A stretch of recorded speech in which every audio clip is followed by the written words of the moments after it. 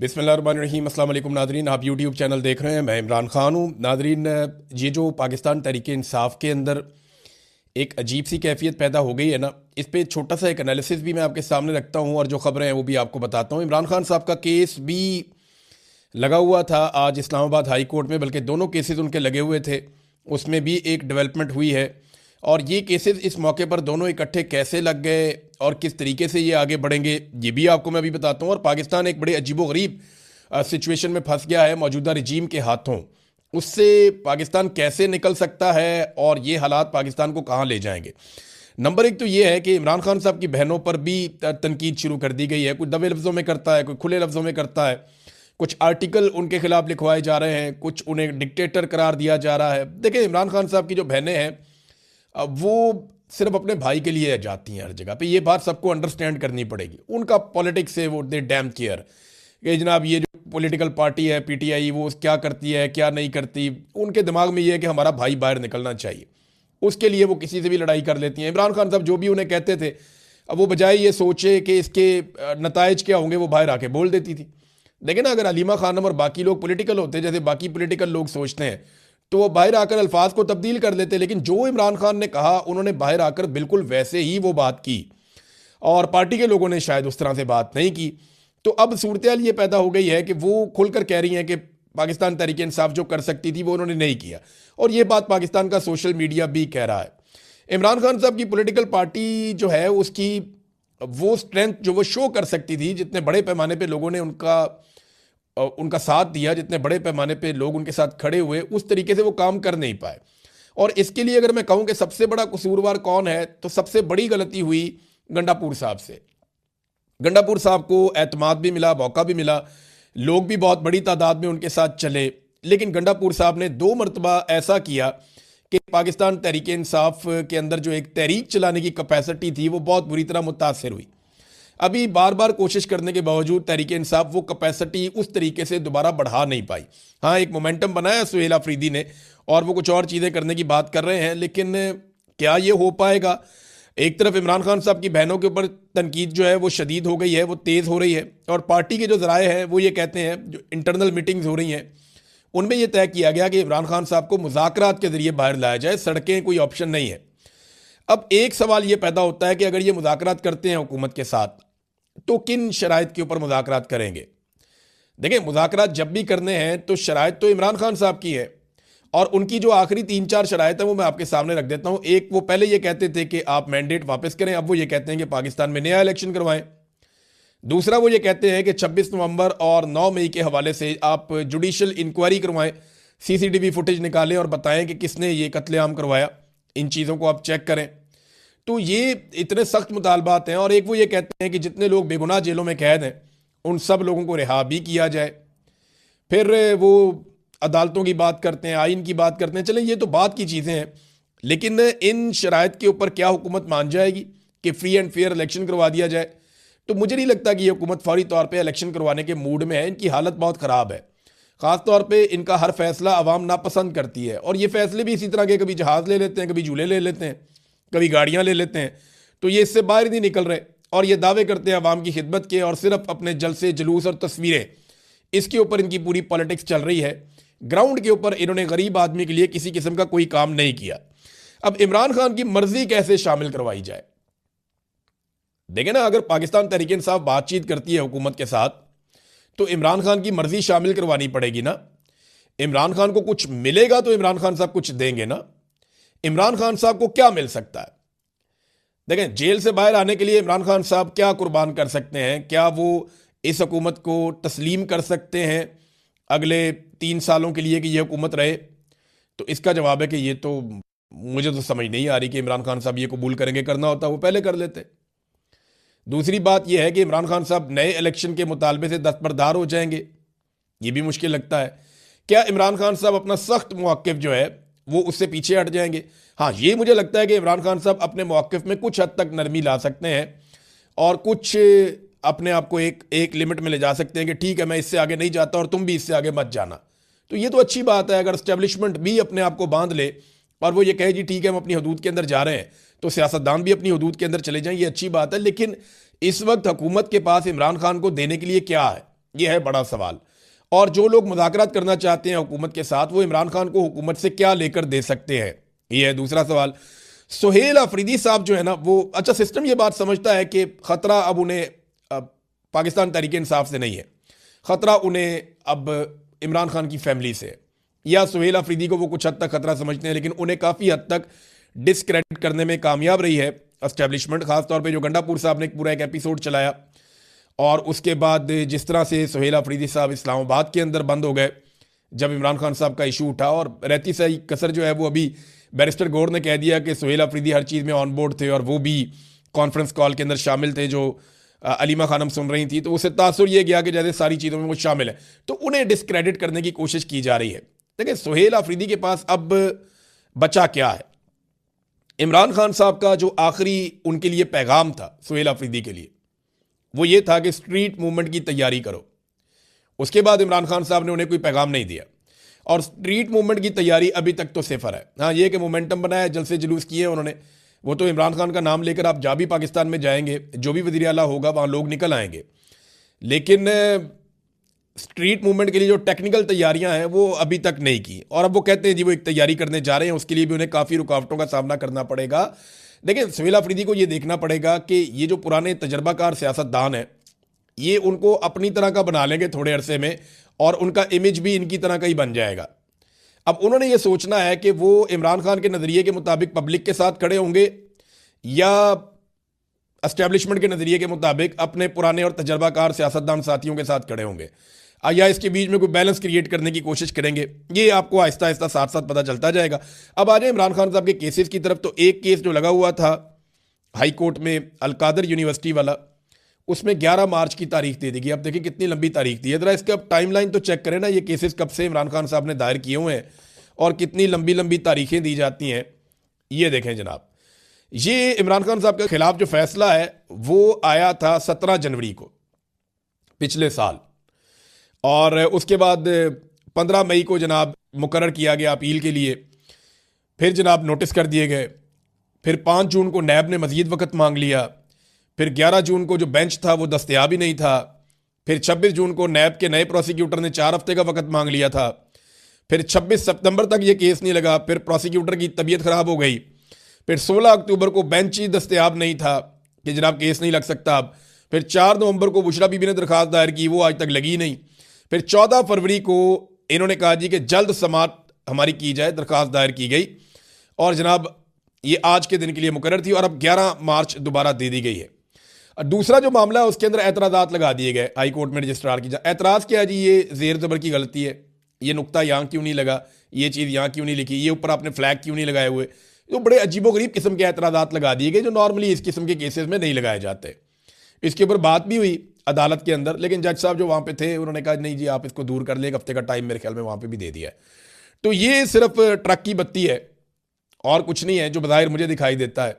इन cases में ऐसे इमरान खान साहब को छोड़ दिया जाएगा, मुझे नहीं लगता। मुझे ये लगता है कि शायद ये एक उम्मीद पैदा कर देते हैं जब भी कभी कोई तहरीक चलने वाली होती है या पाकिस्तान तहरीक इंसाफ कोई मोमेंटम अवामी बनाने की कोशिश करती है, तो ये एक उम्मीद पैदा करते हैं, कभी मुज़ाकरात शुरू कर देते हैं, कभी ये अदालतों के अंदर थोड़ा सा हिलजुल पैदा कर देते हैं ताकि अगर कोई तहरीक चलनी है तो वो तहरीक ना चल पाए। ये ऐसा दिखाई देता है।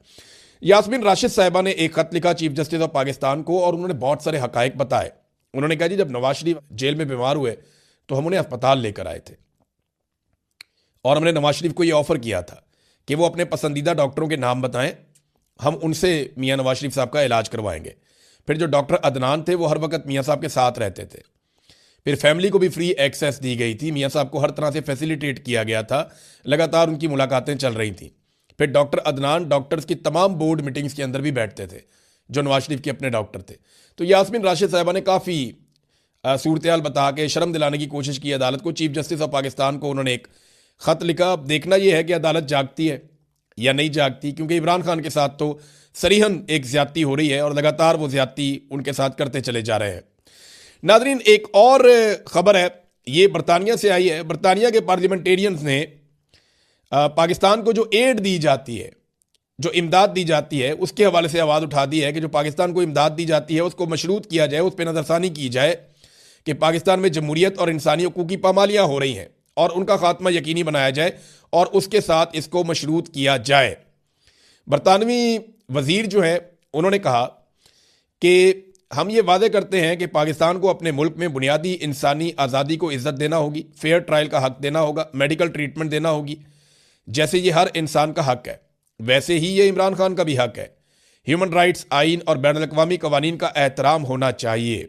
ये बरतानिया की पार्लियामान के अंदर आवाज़ उठ रही है। फिर इमरान खान को इसलिए जेल में डाला गया है क्योंकि वो इलेक्शन जीत गए थे और अभी भी वो इलेक्शन जीत सकते हैं। जमहूरियत इसी सूरत में मुस्तहकम होगी जब वहाँ पे नए इंतखाबात होंगे। तो नए इंतखाबात का एक मुतालबा भी वहाँ से सामने आया। फिर एक और मुतालबा सामने आया कि बरतानवी हुकूमत को इमरान खान और उनके बेटों कासिम और सलमान के दरमियान मुलाकात में सहूलतकारी के लिए अपना किरदार ज़रूर अदा करना चाहिए।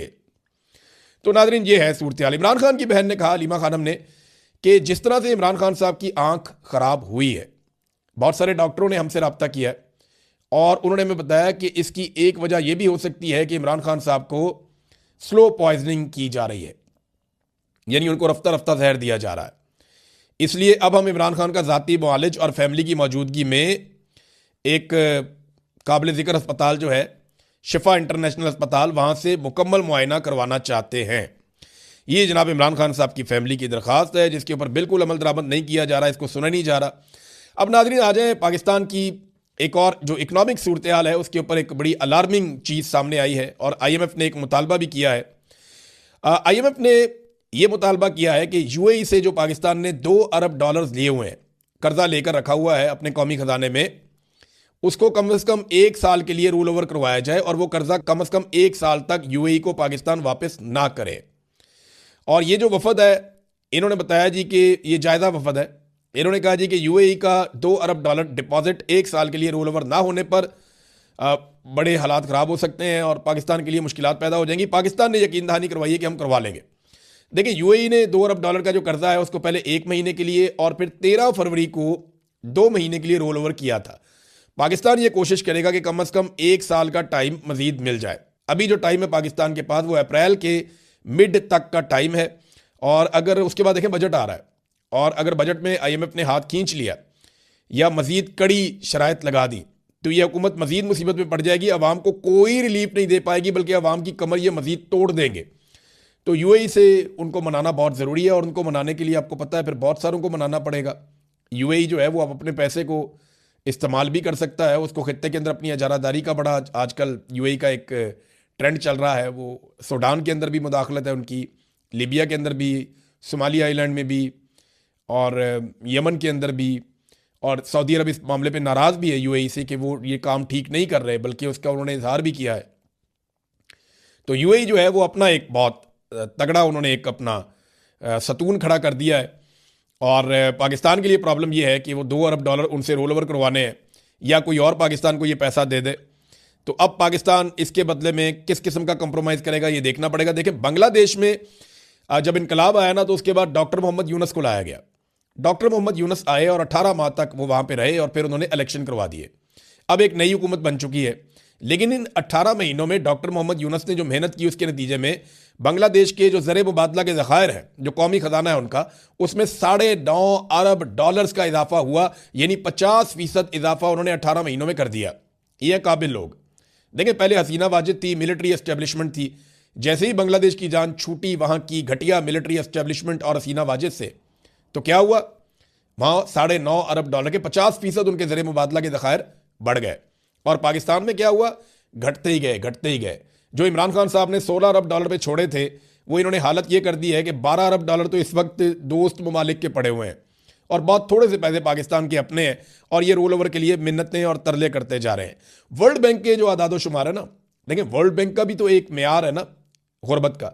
तो वर्ल्ड बैंक का जो मेयार है, अगर उसके मुताबिक आप ये देखें कि पाकिस्तान में कितने लोग गुरबत की लकीर से नीचे ज़िंदगी गुजार रहे हैं, तो आप हैरान हो जाएंगे। लगभग आधे से ज़्यादा लोग, यानी कुछ इकोनॉमिस्ट तो ये कहते हैं कि 60% पाकिस्तानी गुरबत की लकीर से नीचे ज़िंदगी गुजार रहे हैं। अगर आप वर्ल्ड बैंक के बनाए हुए मेयार के मुताबिक देखें तो 60% पाकिस्तानी गुरबत की लकीर से नीचे जा चुके हैं। नाज़रीन, जहाज़ वाली जो कहानी है, जो बड़ी सुबकी का बायस बनी, पंजाब हुकूमत के लिए मिनिस्टर ने बहुत झूठ बोला, तो बिलाखिर इंफॉर्मेशन मिनिस्टर ने काफ़ी झूठ बोलने के बाद सच बोल दिया और यह करार दे दिया कि जहाज़ मरियम नवाज का है, और साथ ही ताना दे दिया बिलावल को कि अगर बिलावल सिंध हुकूमत के जहाज़ में इधर उधर फिर सकता है तो फिर मरियम नवाज या पंजाब हुकूमत जहाज़ क्यों नहीं ले सकती, तो मरियम की भी मर्जी है। देखें, अब ये तो बिलावल के साथ भी ज्यादती है।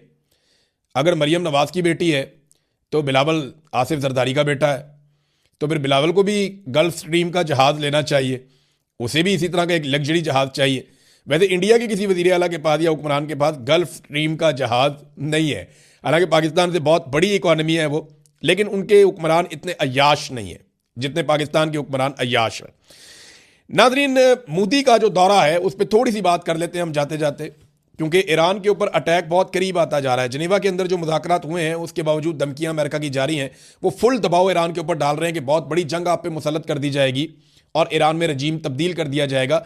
ईरान जंग से अवॉइड करना चाहता है, लेकिन जंग उसके ऊपर मुसल्लत हो चुकी है ऑलमोस्ट। या तो उन्हें अमेरिका की सारी शराइत माननी पड़ेंगी या फिर उन्हें जंग के लिए तैयार रहना पड़ेगा। अब नरेंद्र मोदी ने दौरा किया है इजराइल का, और इतने पुरजोश हैं नरेंद्र मोदी के, उन्होंने कोई 1 दर्जन ट्वीट कर दिए इस दौरे को लेकर, बार बार ट्वीट। और ये एक बड़ा ज़बरदस्त ताल्लुक है इसराइल का और भारत का, ये पाकिस्तान के खिलाफ भी कई मरतबा इस्तेमाल हुआ है। देखिए, पाकिस्तान ने डोनाल्ड ट्रंप तक जाने के लिए मोहम्मद बिन सलमान के लिंक को इस्तेमाल किया था। और एक बात मैं आपको बता दूं कि पाकिस्तान के सऊदी अरब के साथ शानदार ताल्लुकात हैं, बेहतरीन ताल्लुकात हैं, लेकिन मौजूदा हुक्मरानों से जो इस वक्त रजीम है पाकिस्तान में, उनसे इस वक्त की सऊदी हुकूमत कुछ ज़्यादा खुश नहीं है। ये मैं आपको आज कह रहा हूं ना, ये मुस्तकबिल में साबित हो जाएगा। आप सबको बहुत अजीब लगेगा, लेकिन आप पिछले चंद दौरे उठाकर देख लें, आपको कुछ चीज़ नज़र आएगी। बस आप गौर करते जाएं, कुछ दिनों में आपको बहुत सारी चीज़ें नज़र आएंगी। मैं ज़्यादा कहना नहीं चाहता क्योंकि दो मुल्कों के ताल्लुकात का मामला है। तो पाकिस्तान और सऊदी अरब के ताल्लुकात तो शानदार हैं, वो हमेशा रहेंगे, लेकिन इस वक्त के सऊदी हुक्मरान, पाकिस्तान के मौजूदा हुक्मरान जिनमें एस्टेब्लिशमेंट भी शामिल है, उनसे कुछ ज़्यादा खुश नहीं है और वहाँ पे एक सर्द मोहरी देखने में आ रही है। बहरहाल, हमने जब पाकिस्तानी एस्टेब्लिशमेंट ने, आसिम मुनीर ने, शहबाज शरीफ ने ताल्लुक बनाना था डोनाल्ड ट्रंप से, तो मोहम्मद बिन सलमान के लिंक से ये लोग आगे बढ़ते हैं। उधर जब मोदी ने अपने मामला ट्रंप के साथ सीधे करने हैं तो नेतन्याहू को वो इस्तेमाल कर सकते हैं, और नेतन्याहू ये कैपेसिटी रखता भी है क्योंकि डोनाल्ड ट्रंप नेतन्याहू को बहुत ज़्यादा अपने करीब रखता है, और डोनाल्ड ट्रंप और नेतन्याहू ऐसा लगता है जैसे कि एक सिक्के के दो रुख हैं, वो एक दूसरे को बहुत सपोर्ट भी करते हैं। तो ऐसे में नेतन्याहू के लिए ये मुश्किल नहीं होगा। जो मोदी ने नेतन्याहू के साथ टाइम गुजारा है, तो इसका मतलब है कि डोनाल्ड ट्रंप के साथ भी उनके मामला ठीक होने वाले हैं। तो क्या इसमें पाकिस्तान के लिए अच्छा होगा, बुरा होगा? देखें, हर एक मुल्क को अपना हक है कि वो खुलकर अपने ताल्लुकात बनाए। इंडिया भी अमेरिका से ताल्लुकात बना सकता है, पाकिस्तान भी बना सकता है, लेकिन नॉर्मली जब पाकिस्तान और इंडिया जैसे ममालिक होते हैं जो एक दूसरे की मुखालफत में होते हैं, तो इन चीज़ों का एक दूसरे पे असर ज़रूर पड़ता है। और याद रखिएगा, मोदी जख्मी है, मोदी को मार पड़ी हुई है, उसके तैयारे गिरे और डोनाल्ड ट्रंप ने उसकी बहुत बेइज्जती की है। तो पाकिस्तान को बड़ा विजिलेंट रहना पड़ेगा इस हवाले से कि मोदी से आप कुछ भी